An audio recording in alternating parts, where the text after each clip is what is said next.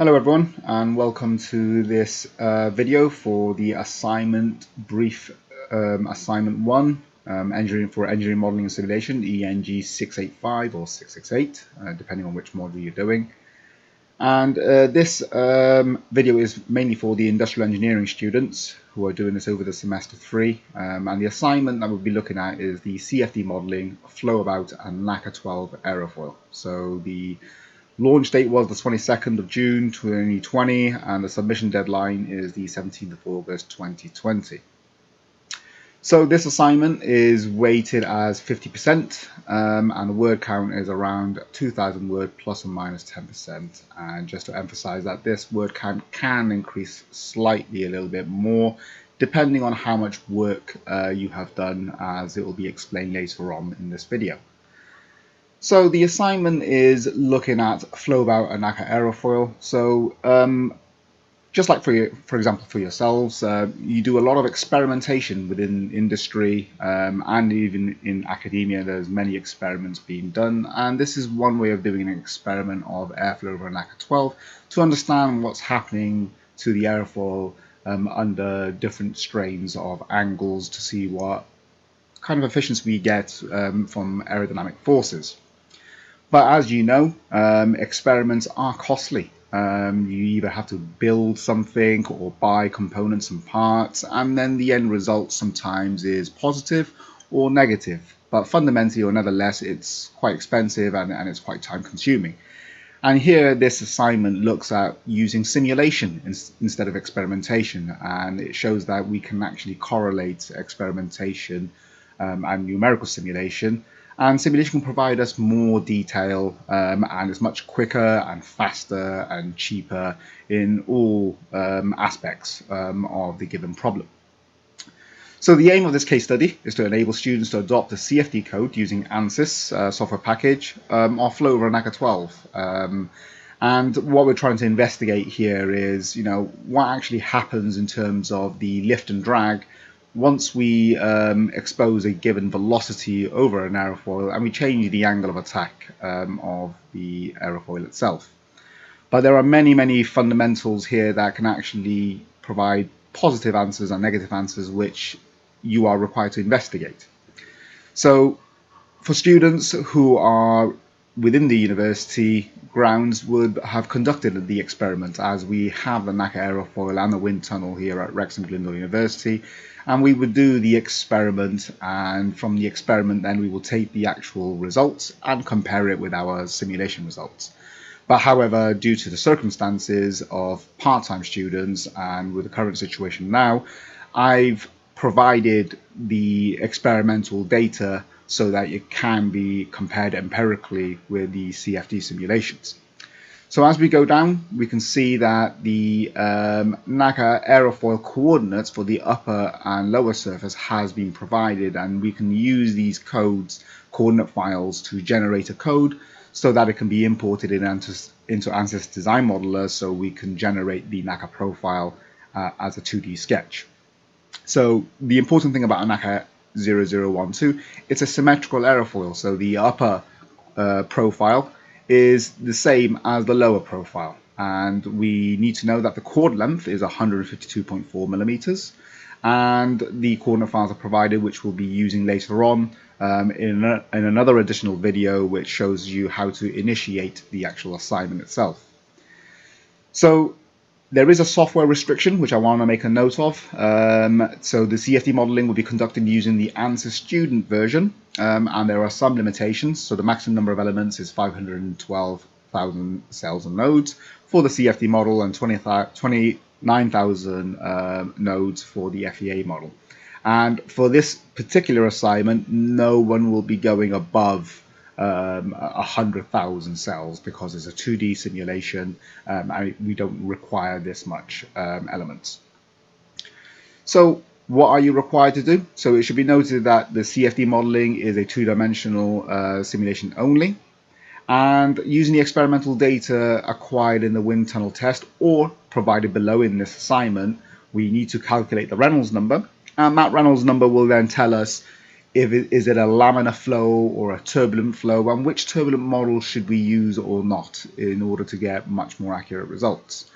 And once we've done that, then we need to generate the 2D numerical model using the software package ANSYS, and we need to ensure that the mesh, boundary conditions, and solver are adequate to determine the actual turbulence modeling. And a lot more information will be provided on this section.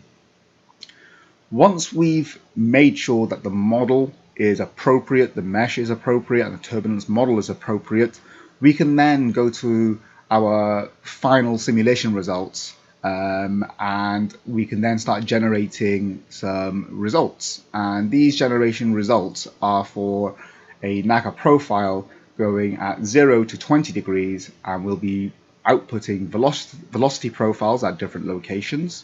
And I just want to hint out that the different locations will change according to the angle, the velocity vectors, and the static pressures distribution over the aerofoil, and discuss our findings. And what we're looking here for is a variety of things, which I will provide in a PowerPoint presentation later on in this video. Now, once we've done that, we can also at the same time look at the actual coefficient of lift and coefficient of drag profiles using the report function in ANSYS Fluent.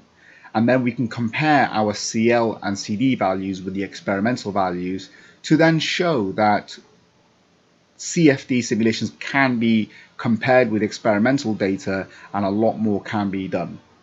So other information that we need is the temperature of the day, the pressure, the air velocity, the length, the depth, the dynamic viscosity, and the R value as well in order to calculate our density. Now, it's very important that not everybody does a simulation from 0 to 20 degrees. Now, what I mean by that is there is two approaches to this assignment. One approach is to use the default mesh, the default turbulence model, and then you can straight away go from 0 to 4, 6, 8, 10 all the way to 20 degrees, and you will only present, and this is a must, everybody should only present 4 angles of results. So 4 angles for velocity profile, 4 angles for velocity vectors, and 4 angles for static pressure distribution.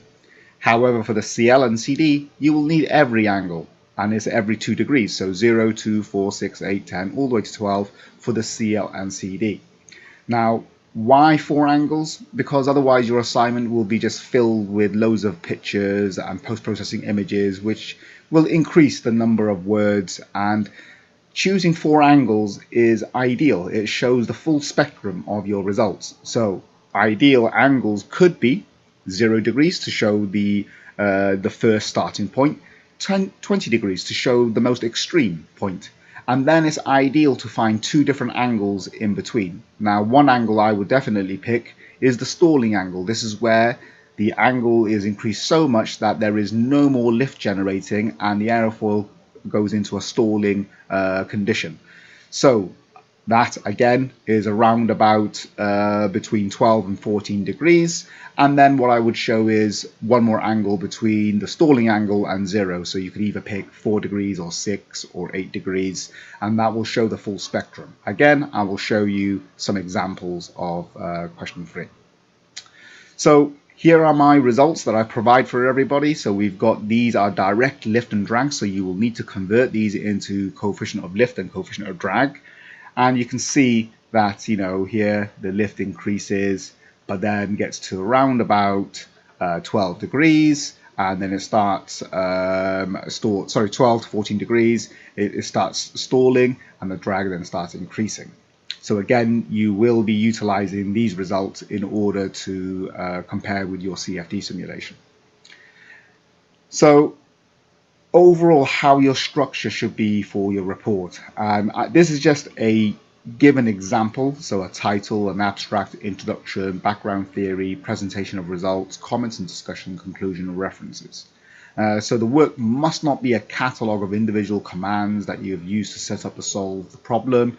You should, however, include a general statement of your CFD solution methods for solving the problem. Examples are choice of grid, grid distribution, background fluid mechanics, and description of your results.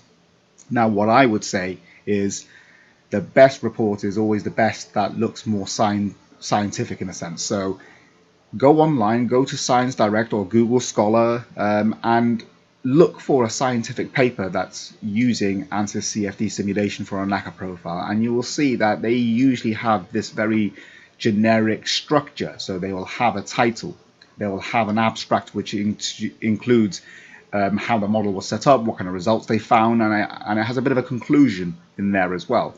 The introduction, which has all the basic background theory, and then they start presenting their results, and then their comments, discussion, and their conclusions and the references. So all submission will be done through Moodle Turnitin. Moodle Turnitin point is already there, and we can submit your assignments through there. Now, there are some general hints and tips. So again, if you're not very clear, please do speak with myself. I'm on Microsoft Teams every Monday, or you can send me an email. I'm very good at replying back within a given 2 to 3 working days. So the main body of the assignment should be written in using font size 12, Arial and Times New Roman. I prefer the Times New Roman, it looks a bit more nice. And then it's around about 2,000 words. And again, hinting, depending on how people attack this assignment, as I said, there's many different ways of attacking it. The word count can increase, and we don't mind that, but it needs to be relevant. It can't just be 5,000 words of doing something very simple and basic. So any references should be clearly stated, and there are many references out there that you can use. There's hundreds and hundreds of publications regarding NACA 12 and CFD simulation. Specific hints and tips. So computational domain generation. How was the computational domain generated? Provide enough detail for replication. And that's enough detail for replication for a level 6 student. Not enough detail for somebody at level 3 or 4 or 5 should be able to do it. But somebody who is the same level as you should be able to pick up your assignment and understand how the model was generated. And examples will be provided for this. Work on mesh generation. So how was the mesh generated and what mesh techniques was used, and the mesh quality appropriate for numerical modeling. And again, here I will be within some videos providing the 3 main components that's required to show your mesh quality. And it's important that you put these in your assignment. Defining and setting the boundary conditions. So what are the boundary conditions? How are they assigned? And are they appropriate? Defining the proper model and solver materials. So again, how do you define the physics? Now, previously up here, I provided you the temperature of the day, the pressure of the day, the density. These are the key factors that you need to put in, because remember, simulation is only as good as experimentation. So the more detail you can put into the simulation, the more accurate it will become and realistic to the experimentation. Post-processing of simulation results. So how you present your results, and again, your lift and drag, are they produced in Excel? It's, again, using Excel is viable. It means that the data is yours. You've actually extrapolated the data from a software and generated your own Excel sheet, so therefore that graph belongs to you. Where if you export a graph from a given software, it belongs to the software technically, because the software generated the graph. It wasn't you who generated it. So again, kudos points will be provided to people who generate their own Excel files. Discussion on flow behavior. So try and be concise when discussing flow behaviors. Also structure the report very clearly here. So again, think about the structure of your report and how you can structure that using the discussion and the results. And use of references. Everybody must use IEEE. It's a requirement, and it makes it look much more clearer in terms of when it comes to reading and presenting your report. So useful equations. Reynolds number, we'll be using this in order to calculate the Reynolds number. The density. So again, I provided information. We will then need to use the density equation, equation 2, to calculate the density, so you can amend this in ANSYS. Coefficient of lift and coefficient of drag. Now, obviously, for industrial students, you haven't had the privilege of doing aerodynamics, and I understand that this is completely new for you guys. So I will give you some explanation of what the Reynolds number is, what the density, how it's calculated, the coefficient of lift and the coefficient of drag. But it's very useful to understand that once you start conducting the simulations and once you start conducting the calculations in the experimental, and you will see naturally you will pick up everything and everything will be much more clearer. It's very hard to understand what numbers mean, but once you start looking at the numbers and looking at the pictures and then looking at the actual graphs, everything starts making sense and you get a much better, deeper understanding of what's actually going to be happening and what is happening and how it can change and further develop. So first marking will be done by myself, and a second marking will be done by an appropriate academic member within the actual Wrexham Glyndon University. The external examiners will have the opportunity to sample all the work prior to the academic board, and the marking scheme is included in the back of the assignment brief, which I'll go over in a second. So there are quite a few employability skills applied. A lot of students have said that, how they've really benefited from this assignment to use it in their daily lives within the working or academic community. So assessment feedback looks something like this. There'll be a brief comment from the marking sheet and then some comments regarding each of the questions on your overall mark. I will also try and put some good practice and some areas of improvement just to show that how you can improve the assignment. So the modelling and simulation marking scheme here, you can clearly see it's a 0 to 100% marking scheme. And it shows, 90 to 100, exceptional coursework assignment report, excellent in every aspect. Here we're looking at, peer-reviewed publication style kind of report where everything is at a very high standard and, it's read well, structured well, presented well.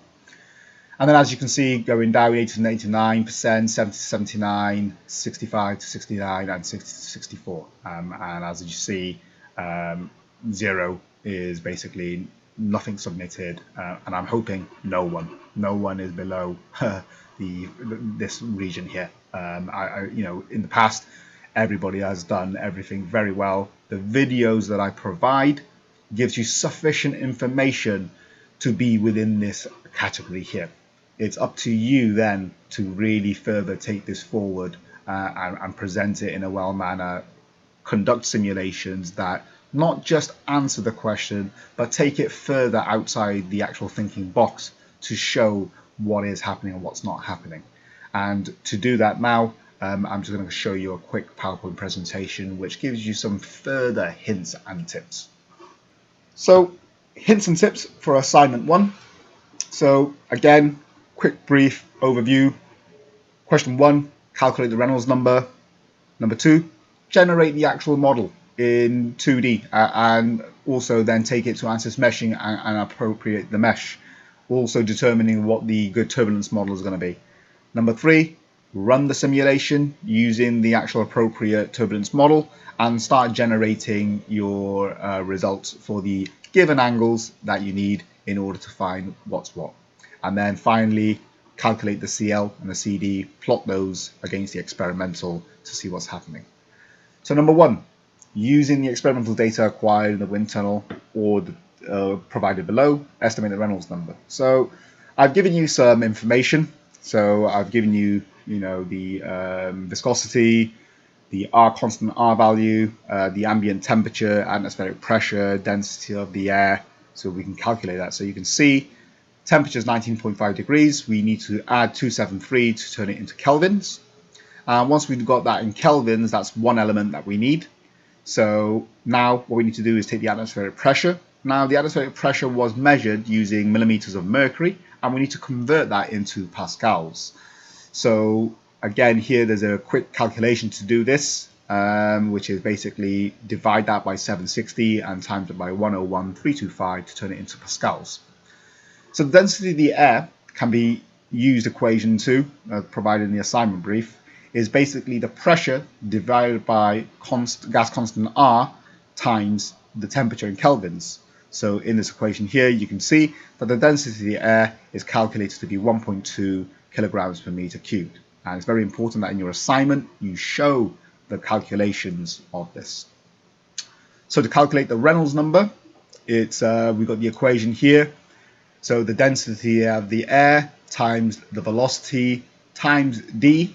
Now d here sometimes can be changed for many things, because the Reynolds number is a non-dimensional number. So some people use L for length, some people use D for diameter, but here what we need is the critical Reynolds number for the chord. So here where it says D, we are going to use the chord length. Okay, now here in my equation I've used D, and this is for a diameter of 0.1016 for another experiment that I've done.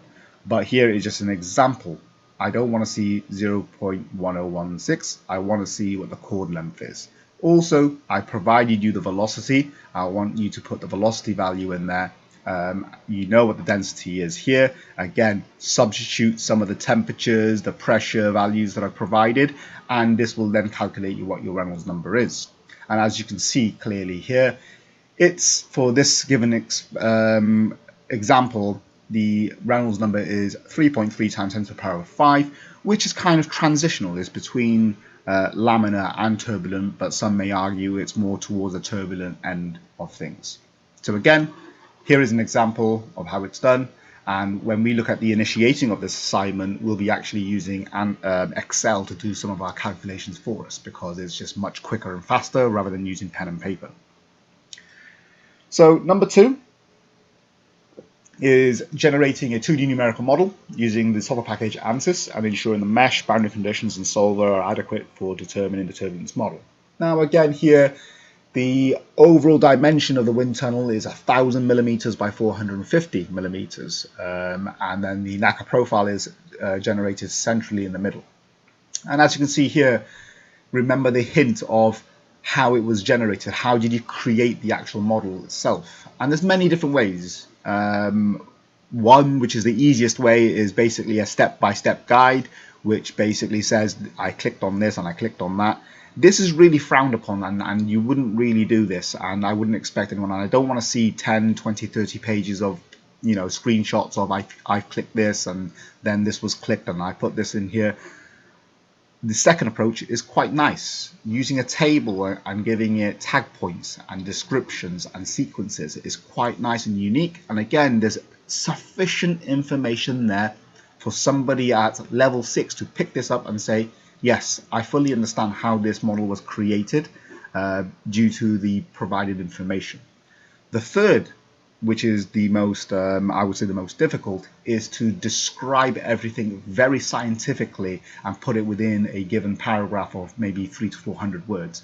Again, if you've never written key publication papers, this is where you would read publication papers, see how they've written, the style of writing, how much information they provided, and then you can then provide your descriptive details in that form of matter. But again, use myself. Give me an example. Show me prior to submitting your assignment and say, hi, Si, I've done it in this method. Is this appropriate or not? Or should I go back to method 2? Again, I can help you there. Now remember about the mesh. Again, something very similar will be done for the meshing. And these are some of the key things that we're looking for. You know, so the method, the edge sizing, the maximum aspect ratio, the maximum skewness, orthogonal quality, nodes and elements. These information here provides an understanding of the actual quality of your meshing. So the number of elements being used, 3,756, shows us how many actual triangles are within the actual model. Aspect ratio, 1.9, skewness, 0.4. These are something that you need to remember. The aspect ratio needs to be less than 10, and the skewness needs to be less than 1, okay, or less than 0.9 would be ideal. So again, try and attain these, and again in the videos I will remind everybody, aspect ratio less than 10, skewness less than 1, and again I will show you how to attain this kind of information and also present the number of elements. So moving on to generating the 2D numerical model using the software package. Again, here, you know, the boundary condition, you know, how was the boundary set up? So here you can see using ANSYS itself, you can use the boundary condition, say this is inlet, this is wall, this is wall, this is NACA aerofoil, and this is the pressure outlet. Now remember, I've stipulated that depending on how you attack this simulation. So method one could be simply using the generic mesh, find the generic numerical model, and simply go from all the angles and start filling in your results for lift and drag, and you can get your coefficient of lift and the coefficient of drag. But however, you can take it further. So for example, here we've got the experimental results, and this student, what he's done is he's done two different things. One, he's done a mesh dependency study. So he actually had another graph here where he had different mesh elements. So what he's done is he's done a simple mesh, and then he's increased the mesh to the number of elements to provide more elements and more mesh in there, and he looked at what happens to the results. Are they closer or are they far away from the experimental results? Once he then knows, or she knows, that is, this mesh is the most best appropriate mesh using the most simplest of turbulence model, then they've gone back and they've changed the turbulence model from a K epsilon to a spot almas to a K omega, and then compared their results and said which one is better and which one is not. So here you can clearly see that, you know, for this example and his or hers mesh, the K epsilon was the best. So again, this is where the word count would increase, but also the marking would increase because you're taking it much more further than simply just answering the question. Also, style of graphs. Everybody can make a graph and everybody can make a table. But to get high marks, you must, put in a little bit more effort into generating a good graph and a good table. And there's many different kinds of software, but these were generated in Excel. So again, it does pay to spend a little bit more time in presenting your results in a really good manner. And again, to get some examples of how to present data, peer-reviewed publication. These are high-end articles that are contributing towards science. Have a look at how they've done it and then take them as an example. So apply the oncoming velocity inlet boundary condition based on the experimental data. So here you can see, clear example, there's the static pressure contour images for 0 and 12. One image of the path line is ideal for a high angle of attack to show that, look, the stalling has taken place because of a massive vortex on the upper surface, and this is reducing the lift, and therefore the aerofoil is in stalling condition. Velocity magnitude profiles. So this is showing the velocity profile on the upper and lower end. So you can see 0, 12, I think this is 16 and 20. 0, 12, 10, 20, sorry, 16, 20. And then we've got these static pressure profiles. And here you can see these results here and these results here are all coming out of ANSYS Fluent. So to convert these into Excel require a lot more time, not that much time, but require a bit more time, but will have a huge impact on your final results. And then finally, fundamentally last, we're looking at the lift and drag. So here you can see method 1, method 2. Now these students, as I said, they've conducted their own experiments in the wind tunnel. So they've got my experimental results, they've got their own experimental results, and then they've got the lift results from ANSYS CFD, and we can see that they are correlating really nice and well. So just again here, these results here are the best mesh and the best turbulence model.